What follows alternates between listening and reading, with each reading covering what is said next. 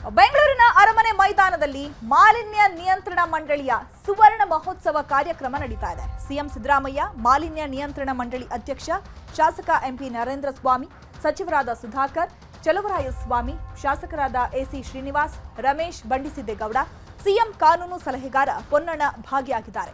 Malleshwaram BJP ಶಾಸಕ ಅಶ್ವಥ್ ನಾರಾಯಣ್ ಕಾರ್ಯಕ್ರಮಕ್ಕೆ ಆಗಮಿಸಿದರು. ಕಾರ್ಯಕ್ರಮದಲ್ಲಿ ಮಾತನಾಡಿದ ನರೇಂದ್ರ ಸ್ವಾಮಿ, ನೀರು, ಪರಿಸರ ಸಂರಕ್ಷಣೆ ನಮ್ಮ ಆದ್ಯತೆ ಆಗಬೇಕು. ರಾಜ್ಯದಾದ್ಯಂತ ವಾಯು ಗುಣಮಟ್ಟ ಪರೀಕ್ಷೆ ಆಗ್ತಾ ಇದೆ. ನೀರು ಮಾಪಕಗಳನ್ನು ಸ್ಥಾಪನೆ ಮಾಡ್ತಿದ್ದೇವೆ. ಮಂಡಳಿಗೆ ಹೊಸ ವಾಹನ ನೀಡಲಾಗಿದೆ. ಪ್ರತಿ ಜಿಲ್ಲೆಯ 3 ಪರಿಸರ ಪ್ರಶಸ್ತಿ ನೀಡಿದ್ದೇವೆ. ರೀಲ್ಸ್ ಮಾಡಿ ಬಹುಮಾನ ಗೆಲ್ಲಿ ಅಂತ ಹೇಳಿದ್ದೆವು.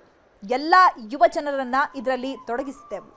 5 ರಾಜ್ಯ ಮಟ್ಟದ ಸಂಸ್ಥೆಗಳಿಗೆ ಪ್ರಶಸ್ತಿ ನೀಡಿದ್ದೇವೆ. ದಾವಣಗೆರೆ ಜಿಲ್ಲೆ ಪ್ಲಾಸ್ಟಿಕ್ ಮುಕ್ತ ಜಿಲ್ಲೆ ಆಗ್ತಾ ಇದೆ ಅಂತ ಹೇಳಿದರು. ಇನ್ನು ನರೇಂದ್ರ ಸ್ವಾಮಿ ಅವರನ್ನ ನಮ್ಮ ಪ್ರತಿನಿಧಿ ಕೃಷ್ಣ ಮಾತನಾಡಿಸಿದ್ದಾರೆ. ಬನ್ನಿ ನೋಡೋಣ. ರಾಜ್ಯ ಮಾಲಿನ್ಯ ನಿಯಂತ್ರಣ ಮಂಡಳಿ ಅಧ್ಯಕ್ಷರಾಗಿರ್ತಕ್ಕಂಥ ಎಂಪಿ ನರೇಂದ್ರ ಸ್ವಾಮಿ ಅವರು ನಮ್ಮ ಜೊತೆಗೆ ಇದ್ದಾರೆ. ಸರ್, ಇವತ್ತಿನ ಕಾರ್ಯಕ್ರಮ ಅಚ್ಚುಕಟ್ಟಾಗಿ ನಡೆದಿದೆ. ಇಲ್ಲೊಂದು ಕಡೆ ಒಂದು ಸಂದೇಶ ಹೋಗಿದೆ ರಾಜ್ಯದ ಜನರಿಗೆ, ಪರಿಸರವನ್ನು ಉಳಿಸಬೇಕು ಅನ್ನೋ ನಿಟ್ಟಿನಲ್ಲಿ ಮುಖ್ಯಮಂತ್ರಿ ಸಲಹೆ ಕೊಟ್ಟಿದ್ದಾರೆ. ನೀವು ಒಂದು ಸಂದೇಶವನ್ನು ಕೊಟ್ಟಿದ್ದೀರಿ, ಏನು ಹೇಳ್ತೀರಿ ಸರ್? ನಮ್ಮ ಈ ಪ್ರಯತ್ನ ಸುವರ್ಣ ಮಹೋತ್ಸವದ ಕಾರ್ಯಕ್ರಮವನ್ನು ರಾಜ್ಯಾದ್ಯಂತ ಮುಖ್ಯಮಂತ್ರಿಗಳ ಒಂದು ಆದೇಶದ ಮೇರೆಗೆ ರಾಜ್ಯ ಸರ್ಕಾರ ಕೊಟ್ಟಂಥ ನಿರ್ದೇಶನವನ್ನು ಎಲ್ಲ ಜಿಲ್ಲಾಡಳಿತ ಮತ್ತು ನಮ್ಮ ಮಂಡಳಿಯ ಎಲ್ಲ ಅಧಿಕಾರಿಗಳು ಪರಿಸರದ ಕಾಳಜಿಯನ್ನು ಇಡೀ ರಾಜ್ಯಾದ್ಯಂತ ಪಸರಿಸ್ತಕ್ಕಂಥ, ಜನರಲ್ಲಿ ಜಾಗೃತಿಯನ್ನು ಮೂಡಿಸ್ತಕ್ಕಂಥ ಪ್ರಾಮಾಣಿಕ ಪ್ರಯತ್ನವನ್ನು ನಾವು ಮಾಡಿದ್ದೀವಿ. ಇದು ಬರೀ ಒಂದು ದಿನದ ಕಾರ್ಯಕ್ರಮ ಮಾಡಿ ನಾವು ಮುಗಿಸ್ಬೋದಿತ್ತು. ಯಾಕೆ ಇಷ್ಟೊಂದು ಮಾಡಿದ್ವಿ ಅಂದರೆ 50 ವರ್ಷಗಳ ಸಾಧನೆಯಲ್ಲಿ ನಮ್ಮ ಮಂಡಳಿ ಜಡತ್ವದಿಂದ ಆಚೆ ಬರಬೇಕು,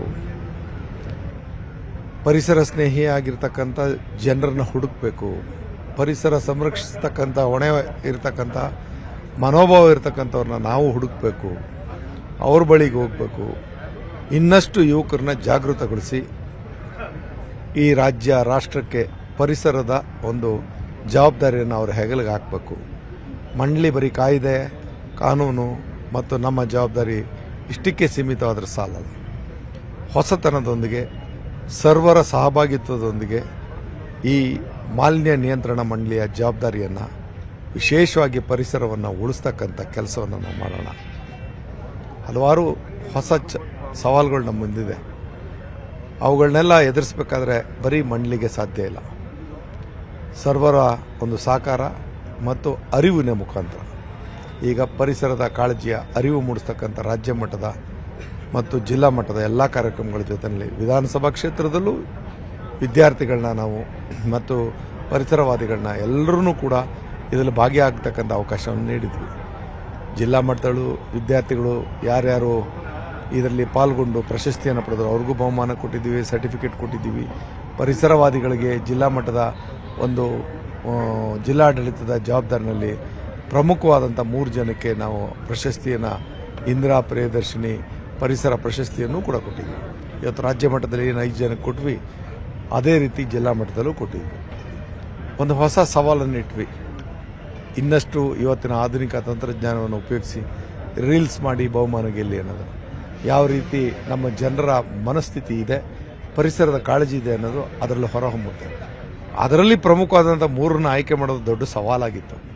ನಾವು ಪಾರದರ್ಶಕವಾಗಿ ಆ ಕೆಲಸ ಮಾಡಿದ್ವಿ. ಇರ್ಬೋದು, ಇನ್ನೂ ಸಮಾನಾಂತರವಾಗಿ ಅರ್ಹರಿದ್ದವರು ಇರ್ಬೋದು. ಮುಂದಿನ ದಿನಗಳಲ್ಲಿ ಅವ್ರನ್ನೂ ಗುರುತಿಸೋಂಥ ಕೆಲಸವನ್ನು ಮಾಡ್ತೀವಿ. ನಾನು ಮಂಡಳಿಯಿಂದ ನಮ್ಮ ಜವಾಬ್ದಾರಿಯ ಪ್ರತಿಯೊಂದು ವಿಚಾರವೂ ನಿಮ್ಮದು. ಇದು ನಿಮಗಾಗಿ, ಭವಿಷ್ಯಕ್ಕಾಗಿ, ಪರಿಸರಕ್ಕಾಗಿ. ಇದಿಷ್ಟು ನರೇಂದ್ರ ಸ್ವಾಮಿ ಅವರ ಮಾತು. ಕ್ಯಾಮರಾ ಪರ್ಸನ್ ವಿಶ್ವನಾಥ್ ಅವರ ಜೊತೆಗೆ ಕೃಷ್ಣಾಜೀವಿ, ನ್ಯೂಸ್ 18 ಕನ್ನಡ, ಬೆಂಗಳೂರು.